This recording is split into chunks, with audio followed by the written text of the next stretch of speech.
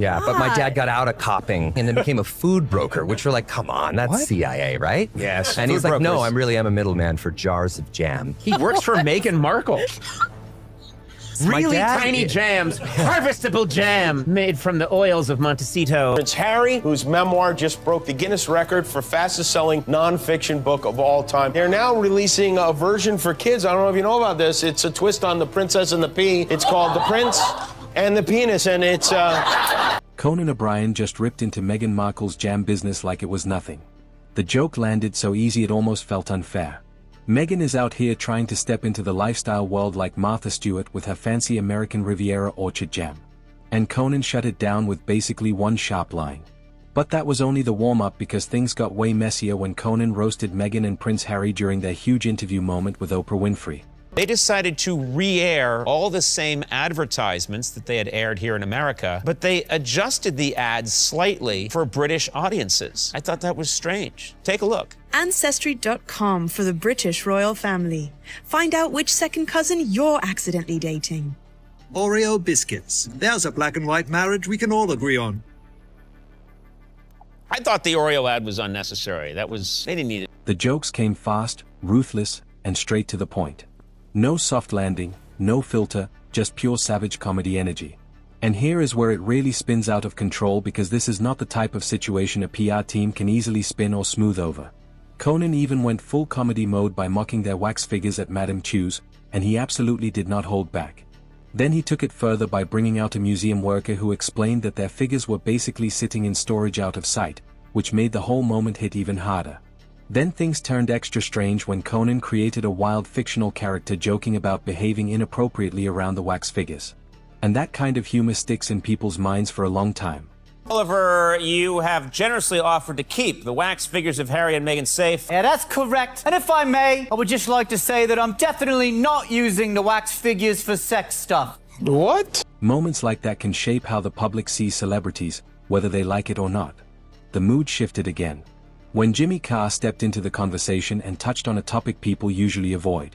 The problem with it is people say, oh, you know, Harry and Meghan, you should let them do whatever they want. They should be allowed to do this. People think it doesn't make any difference, but it does make a difference. Because if something terrible happened to William and Kate and the kids, right? The Queen and Charles are very old. They're going to go at some stage. And then you're left with King Andrew. No one wants that. Is that true? Because you've got a William, then you've got a Kate, then you've got a George, then you've got... There's loads of them. Yeah, they're one light aircraft crash away. He mentioned the royal line of succession involving King Charles III and what it could mean if tragic events ever affected Prince William and Catherine, Princess of Wales.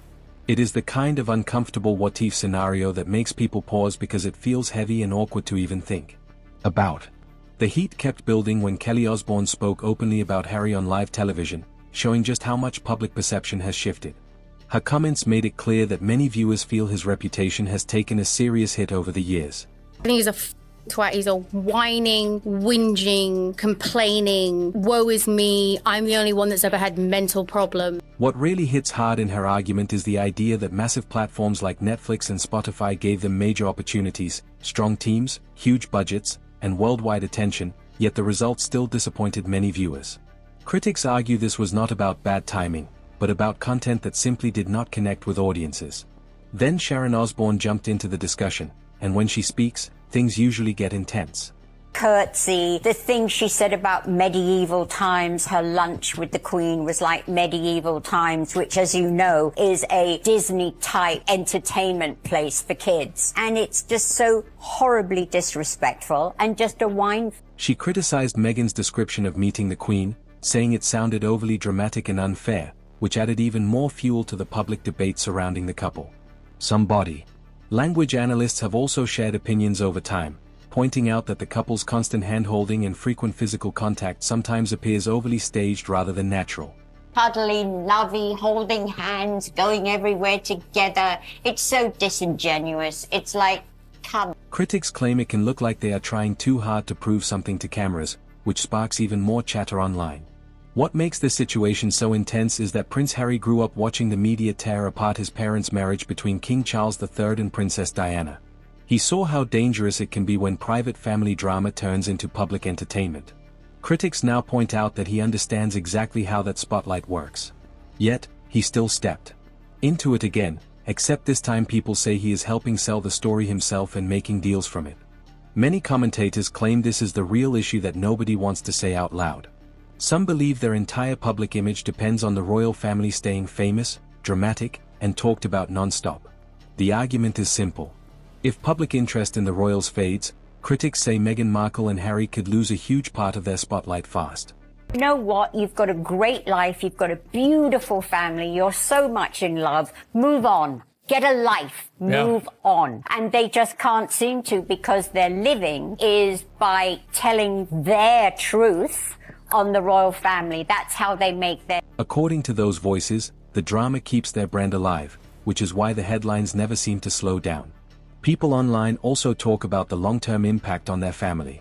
Some wonder what happens when their kids grow older and start searching their family history on the internet.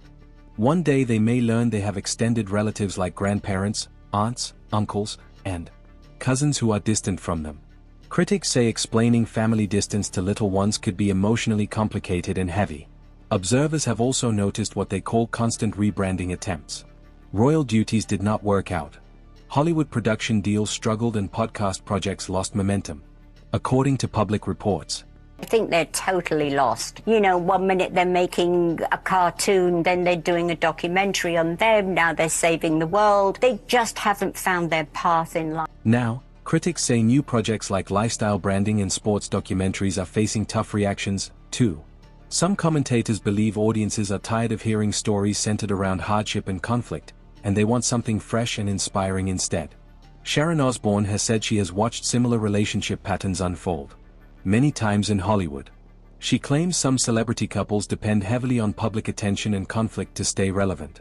According to her view, those relationships often follow the same cycle where the pressure builds until things eventually break apart, which is why critics keep asking when problems might appear instead of if they will. It's going to end very, very badly, and I don't know why. It's like history repeating it. Another layer of debate comes from royal tradition. Many commentators say the royal family cannot easily respond to accusations or media claims without breaking protocol or looking petty. That silence, critics argue, creates a situation where Harry and Meghan can share their perspective publicly while the royal family stays mostly quiet. Some people compare it to a one-sided media battle where only one side speaks openly. Critics also point out that most families prefer to solve conflicts privately instead of publishing books, producing documentaries with Netflix, or giving interviews to Oprah Winfrey. No more following Granny's rules. You sure about that? If I want to play polo in my living room, who's gonna stop me? Stop that! Right away, Megs. Some argue private conversations behind closed doors often protect relationships better, but public storytelling can bring financial success and massive attention, especially when luxury lifestyles like Montecito living are involved.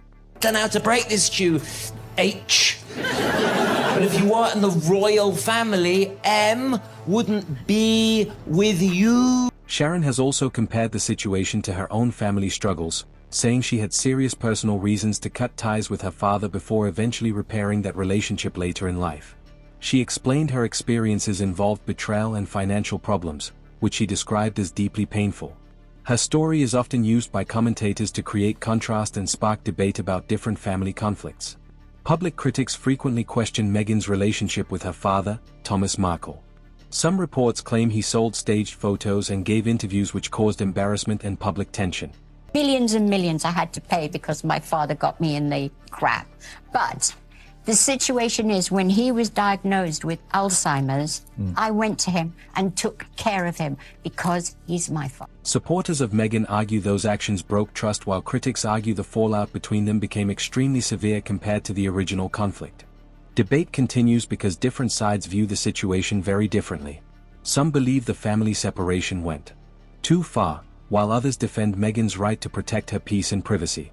The controversy grew even louder after celebrities and industry insiders began sharing opinions publicly, including conversations tied to events like the Golden Globe Awards, which kept the drama trending across Hollywood discussions.